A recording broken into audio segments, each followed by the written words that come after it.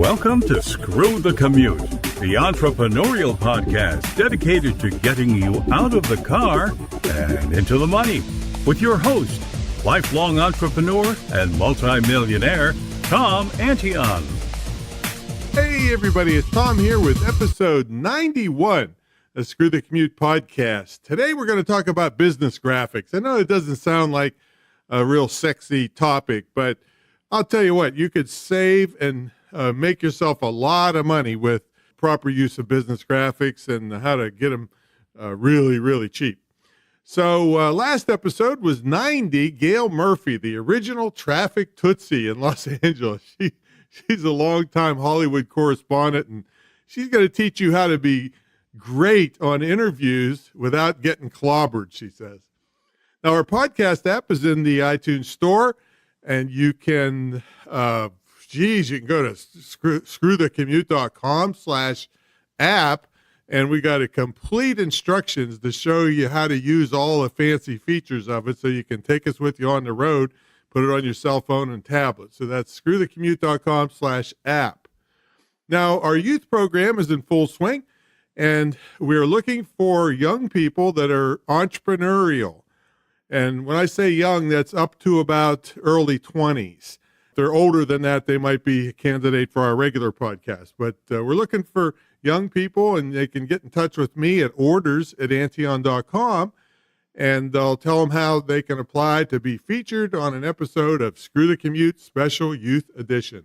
Now, our on-demand TV channel on Roku.com, Roku TV, is up. The first channel is up and running. It's called the Public Speaking Channel. We have several others coming, Brutal Self-Defense and Protection Dogs Elite and Internet Marketing and all kinds of stuff like that. So if you have a Roku device, hey, it's a really good deal that you can just get thousands of channels and shows, and you can even hook in your Netflix or Showtime or all these other places too. So check out Roku, and we have the Public Speaking Channel. Check it out. You probably have $100,000 worth of public speaking training right there on the channel for free. Now, our sponsor today is the Screw the Commute private Facebook group, where you can interact with me, my staff, and with other great entrepreneurs and like-minded people. And it's a place where my staff and I put in training and business tips several times per week. You can ask questions and get feedback on the things that you are doing. I'll tell you more about that later, but you can check it out at screwthecommute.com/Facebook, screwthecommute.com/Facebook. And of course, all the things we mentioned will be in our very extensive show notes. You really should visit those, folks. We have complete transcripts of all of our shows and all the links and everything. So check it out. All right, let's get to the main event, business graphics. Now, this is something people spend a fortune on unnecessarily, which just makes it harder for their business to be profitable. Now, I'm not saying there aren't times when you should hire a real pro to do some graphics. I'm just saying you can get high-quality graphics very cheaply, and you can do many of them yourself with the cheap and free tools that are available now. Now, what are business graphics and where are they needed? Well, business graphics are your website and blog headers, your charts and graphs, your YouTube channel, Facebook and Instagram stories and advertisements, Pinterest, Twitter, and whatever other social media you use. Almost all of them use graphics. Business graphics also include pictures like headshots and action shots of you and your employees and products. And don't forget shots of your customers if they don't mind. Check with them first. Many of them would be honored to be asked to be on your blog or website. Now, some graphics can be funky, like a handwritten or scribbled note, and some need to be very sharp and professional looking. You need high and low resolution graphics. Low resolution is for the web, and high resolution is for print. Let's talk about that for a minute. See, people make this mistake all the time. They take a picture with, let's say, their iPhone, which I think automatically takes the highest quality and highest resolution picture that it can. Then they upload that high resolution picture to their website. Well, what they've just done is slow their web page loading down terribly, and the picture won't look any better. Well, why won't it look any better? because computer screens, I mean, even the best ones can only display 72 dots per inch. And I think even the highest super duper ones can only do 96 dots per inch. This is considered low resolution. So when you upload your 300 dot per inch high resolution photo up to your website, you're doing nothing but hurting yourself by slowing down your page load time. And Google came out a couple years ago and said if your website doesn't load instantly, you'll never see the light of day in their search results. And guess what? Even if you did get a decent search result, people wouldn't wait around for your page to load. Now, on the other hand, if you have brochures and flyers, or maybe you speak for a living and your picture is going to be printed in an event program, you must, in that case, use high resolution graphics, or your graphic will look pitiful. So print is high resolution and web is low resolution. You always start with high resolution and adapt it down for web use. That way you have the high resolution graphic if you ever need it for print, but for the web, you will convert a copy to low resolution.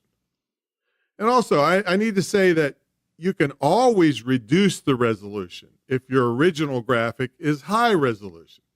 But you can't take a low, crappy resolution graphic and turn it into a high resolution, really sharp graphic. It just doesn't work that way.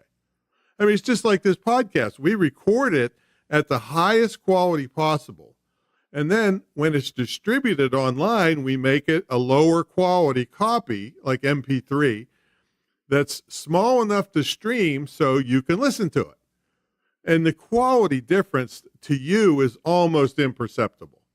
But the file size is probably 10 times smaller, and the streaming speed is much faster. So it can get through the internet without stuttering and long download problems.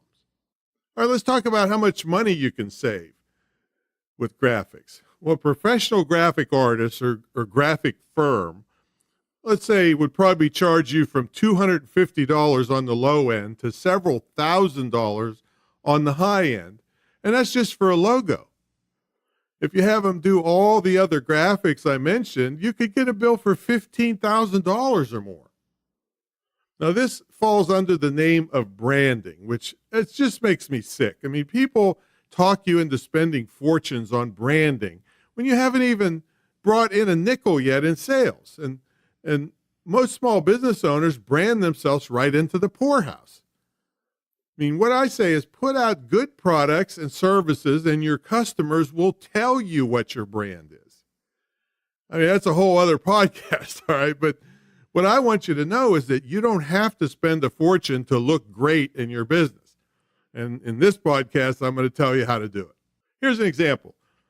Long before digital cameras became commonplace, I had to spend over $400 to get good shots of my products, and that was for each product.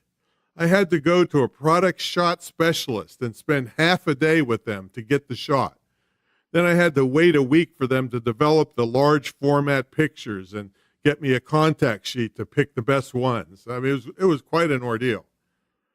And also, it's kind of ironic that for many of these products, we sold 4 times more writing advertorials where there's no picture of the product at all. All right? The only picture the customer got was the one I painted in their mind with good copywriting. Now, I covered copywriting and advertorials in episode 13 of this podcast, and really worth it to go back and listen to that because that's the number one skill I've identified in my entire 40 plus years of business.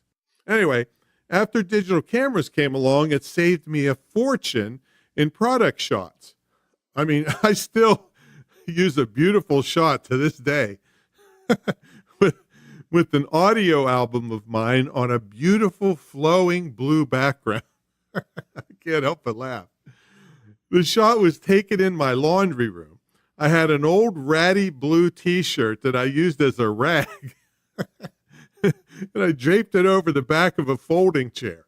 I sat the audio album on the chair and shot a bunch of pictures close up. I mean, it was just as good as the $400 spend half a day and wait a week product shots I was forced to use in the past. All right. So now let me tell you about some services you can use to get business graphics, and then later I'll cover some of the do-it-yourself tools we use. All right, the first one is Fiverr.com. Now, if you want the cheapest possible way for someone else to create the graphics you need, visit Fiverr, that's Fiverr.com. This is a place where tens of thousands of people around the world tell you what they're willing to do for you for $5. And nowadays, it's been around for a while, so many of the vendors there have upgrades for an additional money, maybe $15 or $25. But you'd be surprised what you can get for $5. You can get way more than graphics. It's a great place to look around. I mean, I got voiceover for the opening to this podcast for $5, and I've gotten beautiful radio commercials for $5, and funny promotional pictures and lots of other stuff. Now, make sure you check the reviews of people, and if you get a really good job, make sure you keep track of that vendor so you can use them again later. Now, some people I've talked to said they hated Fiverr and got nothing but crap. I suggest they didn't really use it correctly. First of all, you got to understand, many of these vendors are in third world countries, and English is not their first language. You must be extremely simple and clear in your instructions of what you want. That's always a good idea anyway. And secondly, this is dirt cheap. I mean, you could literally have 50 different people from Fiverr working on your graphic and come out the same price as one cheap professional designer. All right. Just think about that, 50 times cheaper. So come on now. Don't complain if your $5 graphic doesn't suit you. I almost always put at least 5 different people working on a job at the same time, and it's really chump change. I mean, and it speeds the process up. In other words, I don't try one and then another one and then another one. I do them all at the same time, and it's for cheap. So I have 5 different graphics to pick from, and I usually have them all in a couple days. And most of these vendors will expedite your job for another $5 if you need them faster. All right, next up, you have places like Logomatics.com. They'll make you a logo and give you unlimited revisions for $25. Now, another interesting way you can get multiple people working on your product or your project and giving you ideas is located at 99designs.com. That's 99 and then DESIGNS, 99designs.com. At this site, you submit your product and what you're willing to pay.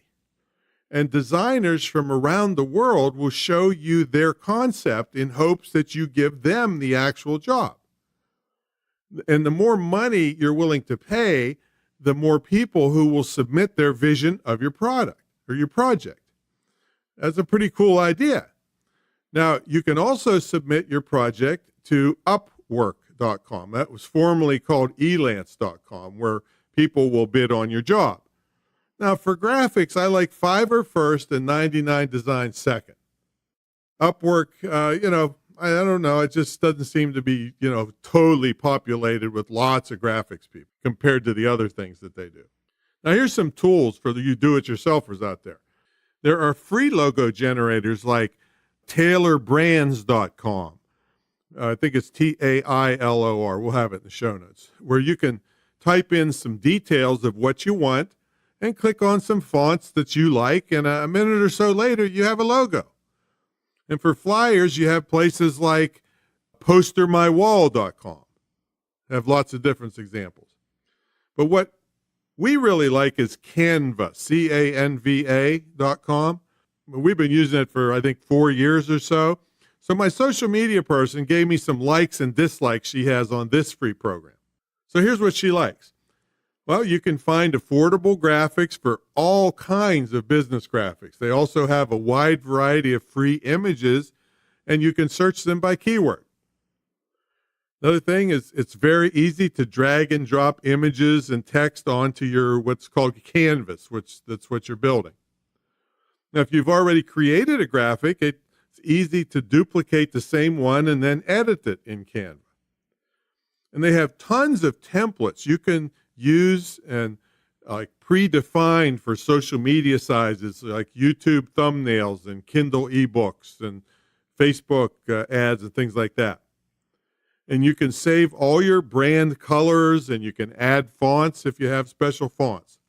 And what she doesn't like is the program will stall at times when you're creating and you can't access your content. So you have to refresh the page. Now, you don't lose anything, but you have to copy the content before you refresh and then paste it into the canvas again. And it's not very easy to search for content once you've created it already. Other than that, we really love the program, and it's free. All right, let's talk about photo manipulation. For years, we used photoflexer.com. I'm not even going to bother spelling it because it seems to have disappeared off the face of the earth. All right, so now we use a thing called, I believe it's pronounced iPicky, but it's ipiccy.com. ipiccy.com. We'll have it in the show notes. You can do all kinds of things to photos there, and all for free. And you can change the size, you can crop them, you can put text on, you can blur, and a ton of other things. So this is an extremely handy online tool. And of course, you can use things like Photoshop, but it's extremely complicated to learn, and most things don't really need that level of sophistication, and Photoshop is not cheap. Now, lots of people are using Facebook and Instagram stories. I know I get a big kick out of using them almost every day, and they become very popular, but they need a certain size image to look good. So enter Buffer Story Creator. You find that at buffer.com/stories-creator. Buffer.com/stories-creator. And it makes it super easy for you to format photos and graphics to put on your Facebook and Instagram story accounts. All right, let's take a look at some iPhone apps. And usually there's some Android counterpart. There's tons of photo and video type apps for iPhones and Androids. A couple of the ones we use, and some of them duplicate some of the things that they do, but one is Photo Collage. It has a whole bunch of layouts where you can plug in pictures from your camera roll, and Photo Collage combines a bunch of your photos into one collage. And, they got a bunch of different layouts. Photo Mirror also does collages, and it duplicates and mirrors images to create some really neat effects if you want to do that. Photo Wonder, it also does collages. Most of them do collages, and it has a bunch of really fun filters and overlays that you can put on. Afterlight has advanced filters and textures and frames that you can put around your pictures. Camera 360 specializes in selfies and fun stickers. But like I said, there's tons of photo and graphic apps, so just check them out and have some fun with them, and you can use them in your productions. All right, copyright. Now, you've got to be extremely careful to make sure you have the rights to use your graphics. You can't just steal stuff off the web and use it in your commercial ventures. There's companies where their entire business model is to sue people like you for copyright infringement. I know a couple cases that, students brought to me before they were students, and then when they became my student, I had to hear about this. I wanted to cry. One person used one photograph on one blog posting on not an even very popular blog and got sued for something like $6,500 in a federal copyright infringement lawsuit, and I think settled out of court for like $4,700. Another student came to me and had paid a web designer thousands of dollars to build their website, and they got a copyright infringement suit for the graphics for $4,300 and ended up paying it.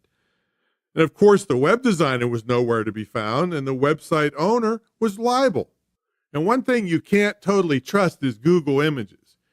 I mean, you can search for all kinds of images, and you can even filter out the copyrighted ones using the usage rights filter on the images menu screen up at Google Images. The problem is you can't depend that everything is perfect and that the image you want to use is truly copyright free. So you still could get sued for using it. So what do? Well, I have a yearly subscription to clipart.com. It has millions of photos and clip art that I can use in my projects. Now, there's too many places to list that provide this kind of service, and they come and go. iStock Photo is one of the big ones that's been around for a long time, but it's a little pricey. A new kid on the block is Pexels.com, Pexels.com. But you can just Google royalty-free images to find tons of places, but make sure you carefully read their terms of service to make sure you don't get in trouble.